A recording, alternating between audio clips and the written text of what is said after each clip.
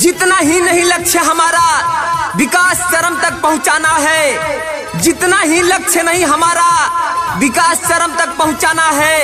शिक्षित संपन्न हो गांव हर घर, यह लक्ष्य पूरा कर दिखाना है, यह लक्ष्य पूरा कर दिखाना है।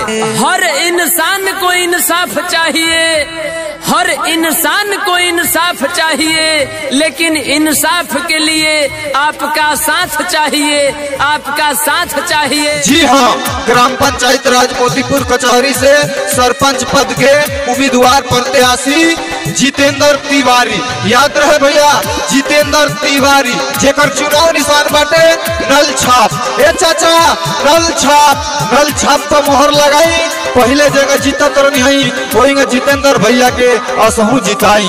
अरे हर बारी जीतत हईनी, अब की फिर जीतई हो।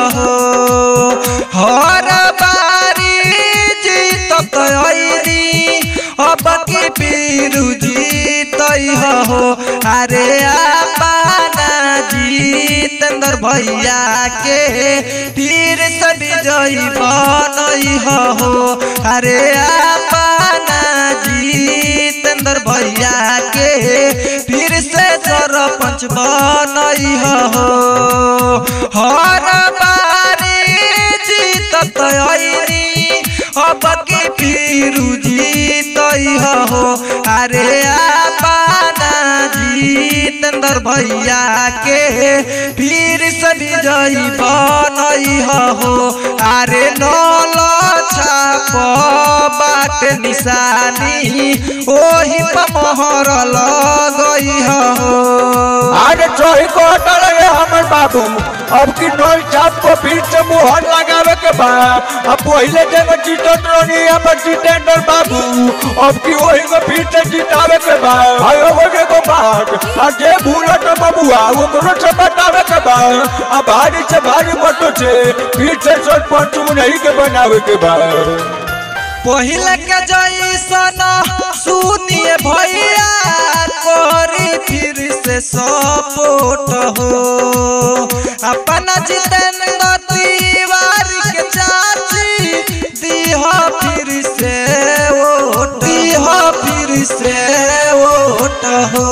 पहले के जैसन सुनय चाचा, दीहा फिर सपोर्ट हो।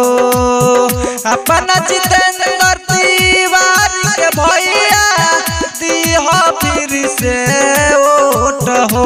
अरे नल छाप बाट निशानी, यही पर मोहर लगई हो। अरे अपना जितेंद्र भैया के फिर से विजयी बनई हो। ए चाचा, ना भूले के बा ना भुलाए के बा। ए चाची, ना भूले के बा ना भुलाए के बा। अब फिर से जगह पहले जितावत रही है वही का अपना सरपंच बाबू के फिर से जितावे के बा। अब भारी से भारी मतों से विजयी बनावे के बा।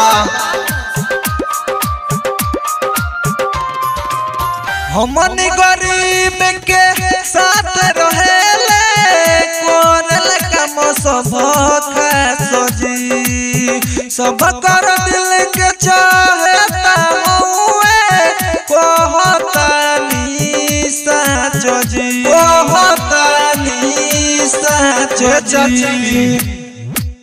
हमन गरीब के साथ रहेले, कोरल काम सब सजी, सब कर दिल के चाहता हुए, कहतानी सच जी।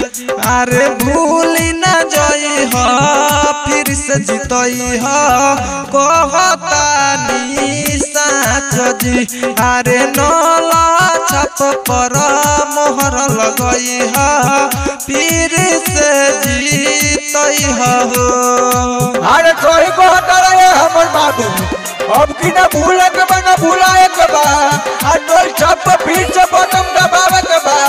जगह पहले जितावत रही जान वो अपना सरपंच बाबू के भारी से भारी मतों से जितावे के बा, जितावे के बा। अरे कोहे निशा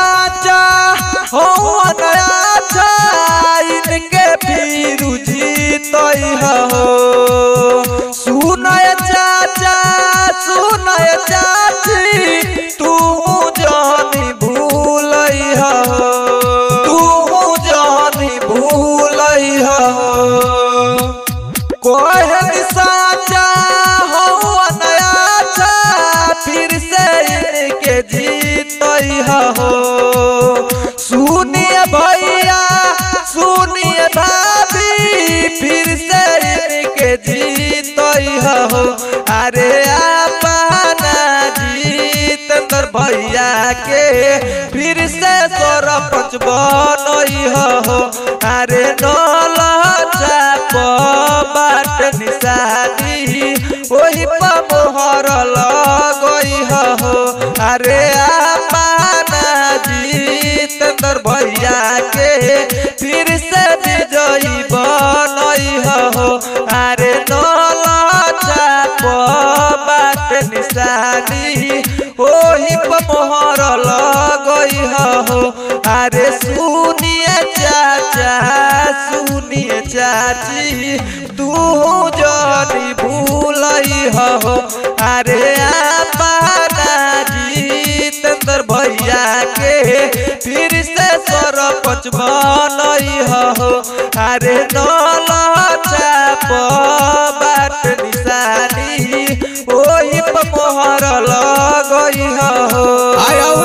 बात बा ऐसने प्रचार कैसेट बनवावे खातिर संपर्क करी चाहनी रिकॉर्डिंग स्टूडियो ठेकरा बाजार जेकर निर्माता बानी सुरेंद्र साहनी जी।